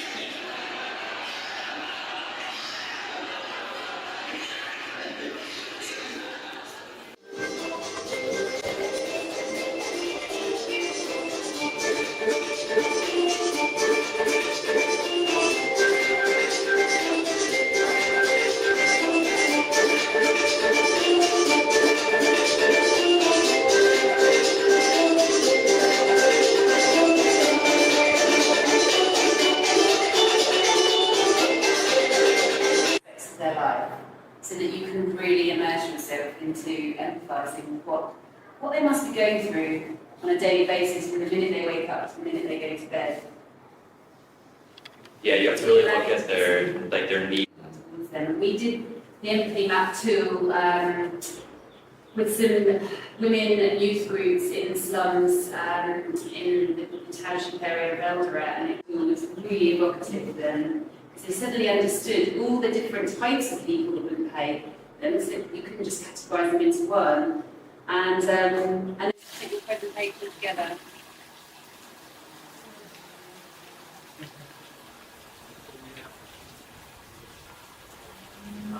Actually, it's a 2-minute presentation. 2-minute presentation. Well, we love those anyway, don't we? 10 minutes is a bit long.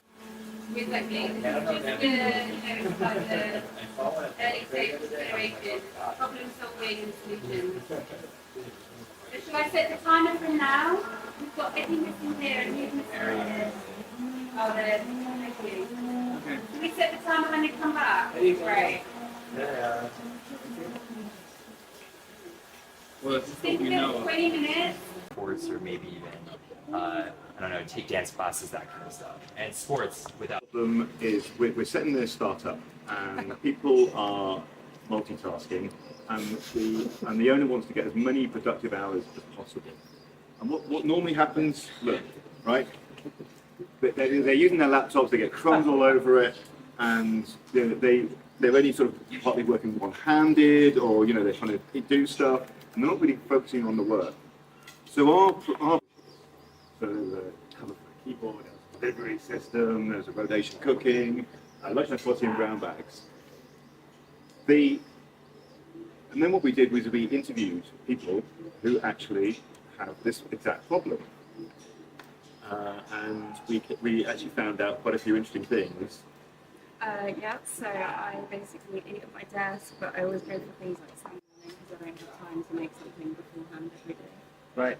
And I'm super sporty, so I need to eat I need to watch what I eat. In any case, we came up with a solution.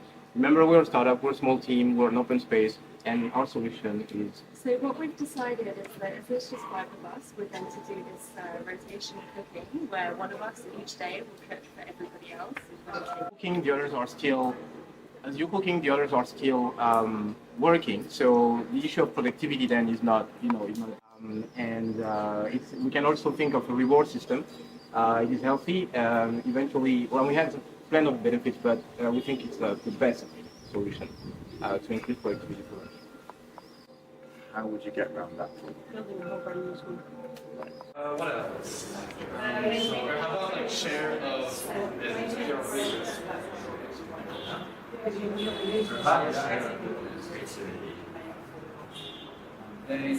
I'm gonna be repaying. Can you have 5 minutes? Well, 5 minutes? Yeah, we're still running. Okay. We'll give some more minutes. Maybe sustainability.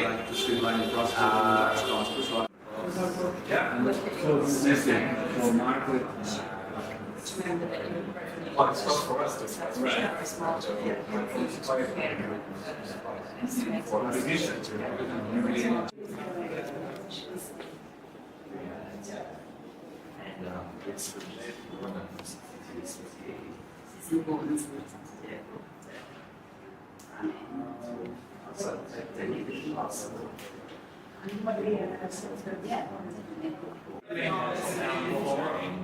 So it's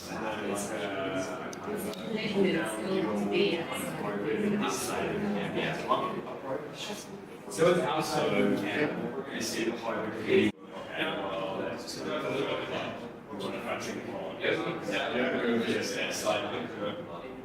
those types of things. So visiting visits, people and visits. Assumptions maybe. Yeah. The task was to analyse what went wrong. And what went wrong is they didn't really get a detailed analysis of the cash flow. So you guys have done a fantastic job of looking at exactly what you would want from the cash flow and what you want from the understanding of their financials. What we looked at was how do you get to that point where they are trusting you to give you those financials. So in the initial sort of meet and greet, sort of to answer the question, okay, so how do we get there? And then but softly, you don't have to talk about money at this point or anything like that. You just you ask them sort of, more generically, more holistically. And then from there you go, okay, well let's look at your current status. Still not mentioning money, but for example, what is your biggest concern, and then sort of drilling into that further. Let's try and understand that area in a bit more detail. And again, another sort of understanding of their maturity in terms of their financial acumen and what they have in terms of either sort of specifically sort of traditional areas that you guys have looked at, which you won't spend much time on because you guys have already covered it. But then sort of a new angle is more of a kind of what you guys have also kind of got out, out of the building, out of the box thinking, so a more hybrid approach. Yeah, so similar to that, but we did less. But the creative one that we came up with was, if they don't want to give you any financial at all, you can ask for percentages. So you can ask them, say, hey, don't give me actual what's going on, but give me a percentage of what this revenue stream is. Give me a percentage of what this cost is. So I don't need to know the exact numbers, at least I can work with percentages. And then I can break down those percentages into what that really is, and then go, okay, well, let's look at this. And if we did this, if we reduced this cost, what would that do to this? And how would that reduce the percentage? So it allows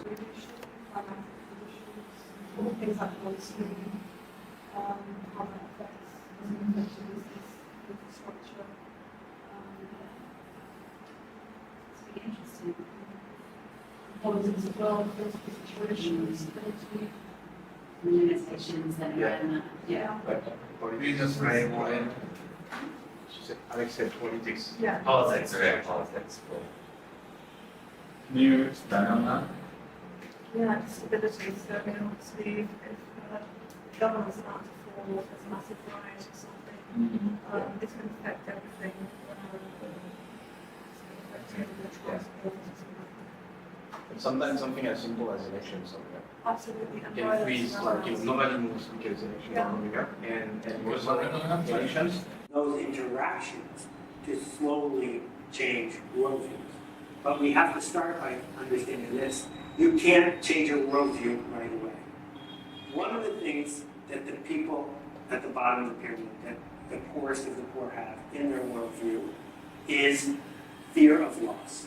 The fear of loss is bigger than desire for gain at people who have been poor for a very long time. The reasoning is simple.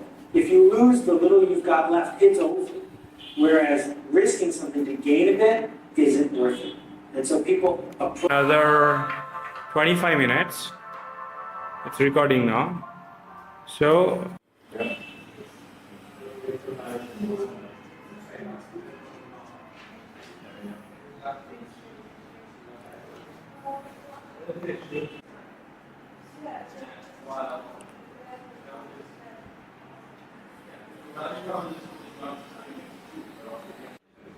Then you and then they're the ones that spread the word with the food. I thought it was more efficiency. 10 minutes. Channels, so this will finish in retail. It's about, not actually.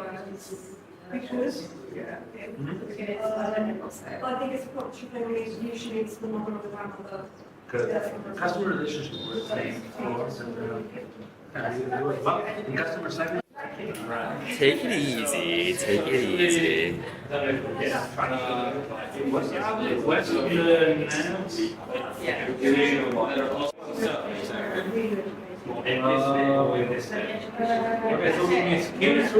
Customer relationships, so basically, how do you maintain this card and stuff?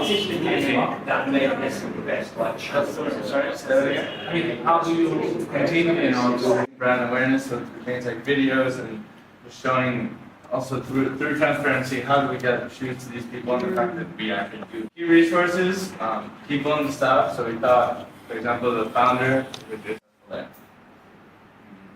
Being the cost basically mainly here, okay, we're talking about obviously the raw materials, the mainly and the advertising, logistics. We didn't really go into deep dive because obviously cost can build some wages and stuff. But the main for us we do that. And obviously the main revenue streams will be generated by just direct selling to to the shop and the West World. Does Tom's have their own outlets? I don't think so. They do? They have Tom's shops. You don't use retailers, don't use wholesale. Either you can find Tom's shops either at Tom shops or through online. In the UK they have retailers as well. You can buy it in office through the shoe. Yeah, I think now I see some, I've never seen a Tom shop, but if yes, then obviously. There's different markets around the world might have to. If they also have dedicated shop, obviously here, then we can also add franchisee fee. Yeah, Sure. yeah. This is amazing. You've just done our job for us. So thank you. Yeah, we met the whole family. He doesn't speak much English, but Have you met?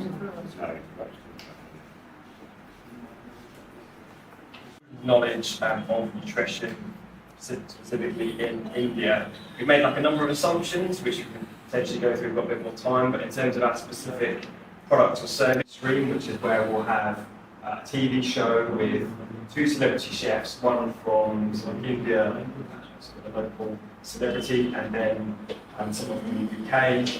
That will basically give us like a revenue stream in terms of the TV and the books, and then a second track, which is very much around the education piece. So that's essentially having a network of teachers and peer groups to kind of spread the word around nutrition and helping the kids improve their nutrition. And for these 2 tracks to kind of cross-pollinate in terms of information that and stories that come out while the education piece come through into the income stream.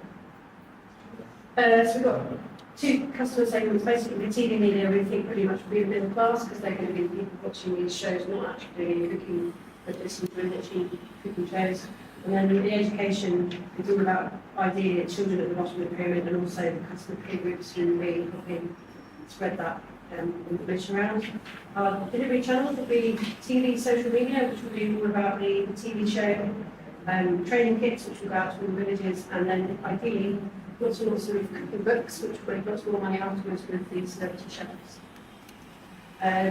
Our key partnerships will be with TV media execs, our amazing famous chefs, community recently at the village levels, and we're thinking of probably pick some food sponsors for TV, so like sources or whatever like that, and schools and doctors, and also the local growers, and we think it's quite important that when you're doing the education, you're actually showing the kids what stuff is in their local area, that they should be the local growers and actually using some learning to them, not giving them stuff about English food, for example, which is no good to them. Cool. Yeah, our revenue streams will be TV media advertising, food sponsors, spin-offs, which is the talks and many other things, depending on the success of that, you always go deeper. Online advertising, our costs are going to be putting out, we have our training costs for the network. Oh. Okay, just give a test talk. Say something. Hi, my name's Eddie. I'm out here in Hyderabad, India. I've been here for about a week now. We've just done boot camp. Tomorrow's our final day of that. And then we're going to spend about 5 weeks with some social entrepreneurs. We're out here with Social Starters, which is... Okay, wait. Why?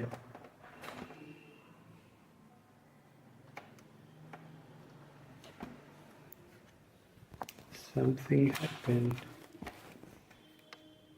Okay.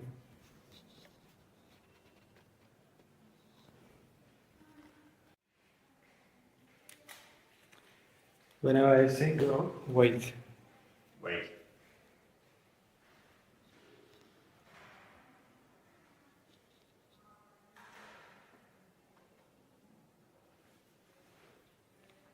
Which camera do you want me to focus on, by the way?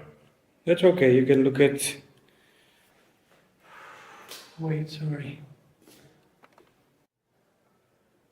Okay, this is cool.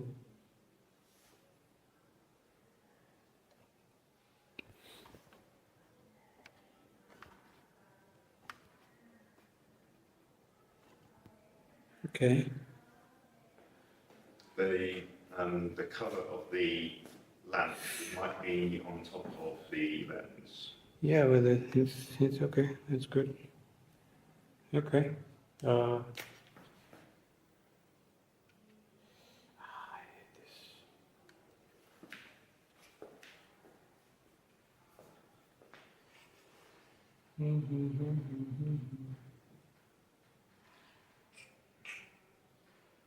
Sorry. Okay, go. Hi, my name's Eddie. I'm out here in Hyderabad, India. I'm here with Social Starters, which is a company that's newly formed to help people become social entrepreneur consultants.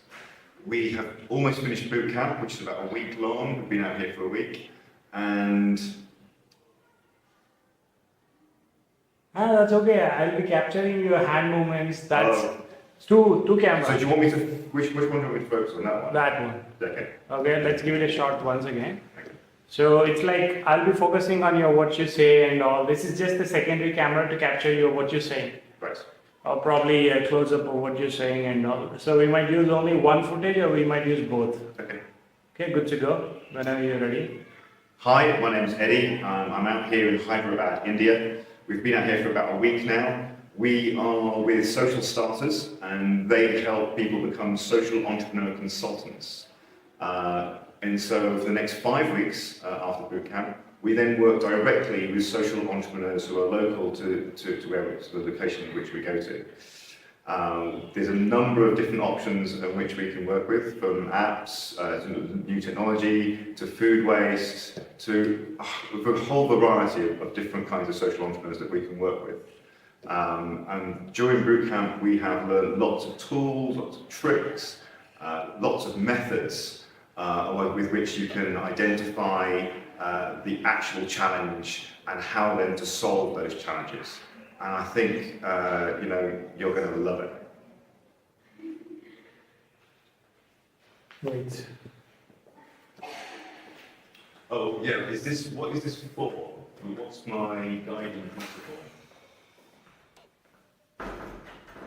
What's the reasoning behind this? Am I trying to sell social starters, and am I trying to sell? Yeah. Okay, wait, we'll try. Why did you decide to come on the Social Starters program? Okay. Yeah? So why did I come with the Social Starters to Hyderabad? Well, India's been a lifelong dream of mine, like many people. And just to get some feet on the ground and work with grassroots companies that are really doing something really impactful, I think that's really important, and it's very much part of who I want to be in the future.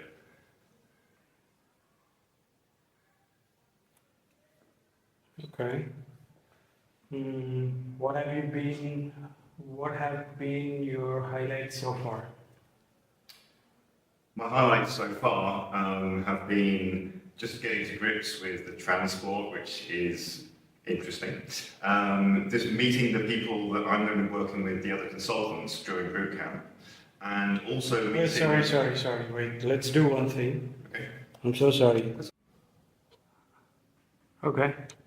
Yeah, good to go. Hi, my name's Eddie. I'm out here in Hyderabad, India, and we are out here with Social Starters. We, as a group, there's about 8 of us at the moment, who are training to be social enterprise consultants.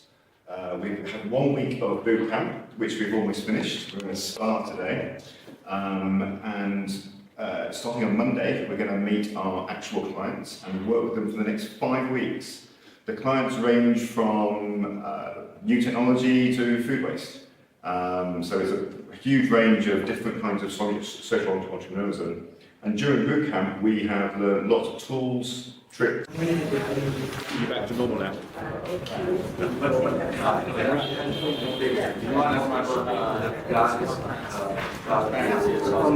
Should we move next door? Yeah, maybe. Yeah.